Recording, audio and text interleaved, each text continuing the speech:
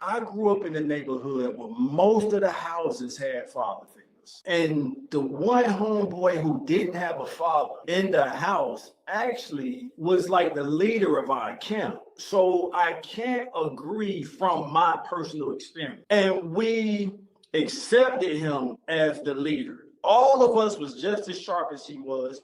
So let me say he was the perceived leader to people outside looking at us. He was tall and he just had that look. And we all would get on each other, bro. Man to man, hand to hand, face to face. If we caught each other in the wrong, we were all standing there.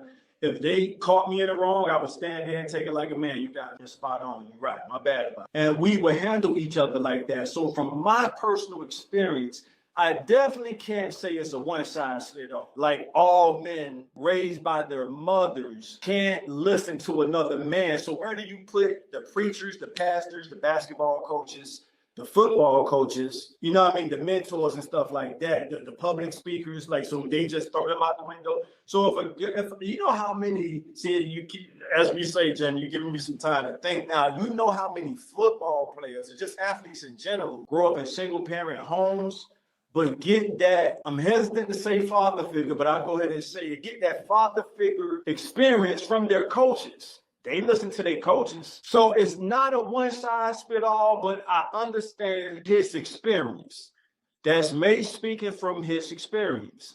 From my experience, I can't really think of nobody who I was around. I can only speak from my personal experience of my homeboys. And most of us had father figures. And the one homeboy who didn't have a father figure was actually the leader of our camp, the perceived leader. And he had no problem with us getting on him. We all would hear each other out. So everybody's experience is different. But I do see his point. And I would say it's interesting. I haven't done a deep dive psychological, research on it, but it's interesting.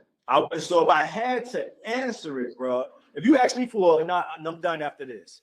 If you ask me for a straight answer, I would have to say no. And the reason I would say no is because there's always men in the neighborhood that can give that son with no father figure a male mentor to listen to. Football coaches, basketball coaches, pastors, preachers, the list goes on. That's it. Okay, so Grandman, you said the niggas who play pause all day talking like this. That's a good point.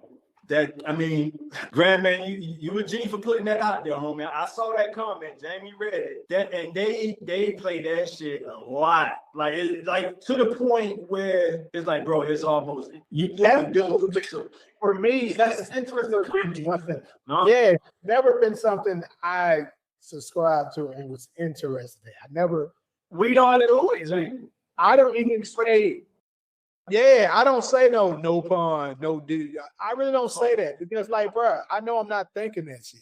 Like, I've heard other people say that, and they basically say they overdo the word they say. Yeah, they do. Like, which means that shit is on your mind. Yeah, that's what I was just about to say that.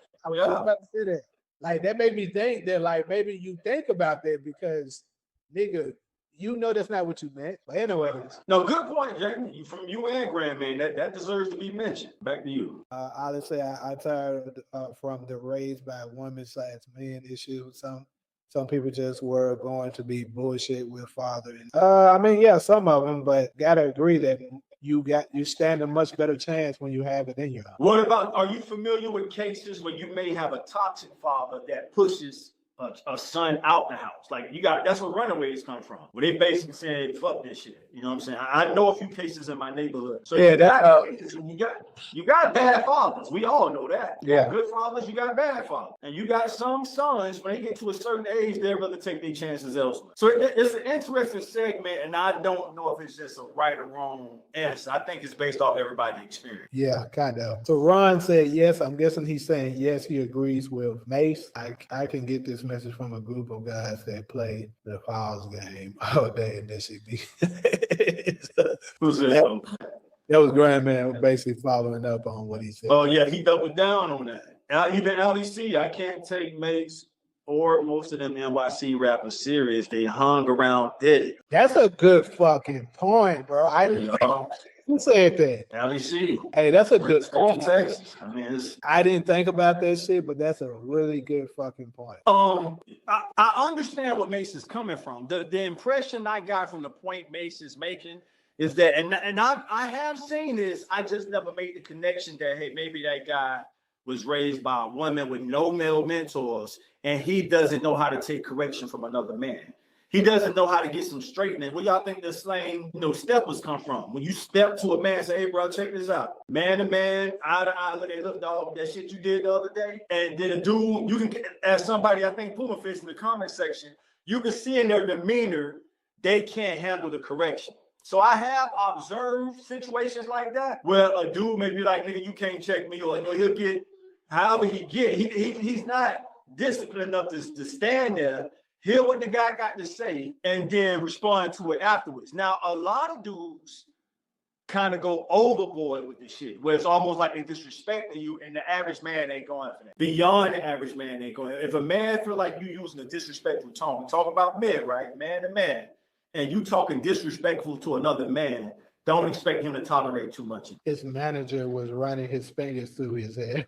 What the fuck? But I don't think I came from nothing but mostly marriage around me. Notice most of the single mother raised better children. That's kind of to the point I was making about my home. Like that yeah, he wasn't like that. Like that nigga he was a stand-up guy and about whatever, fight, shoot, whatever you wanted to do. But also wasn't too arrogant the way he couldn't hear our correction. Hey, homie, you was wrong for that. So that's it. They be trolling. That's from Miles the Outcast. So the loudest dude in the group was raised by a single mother.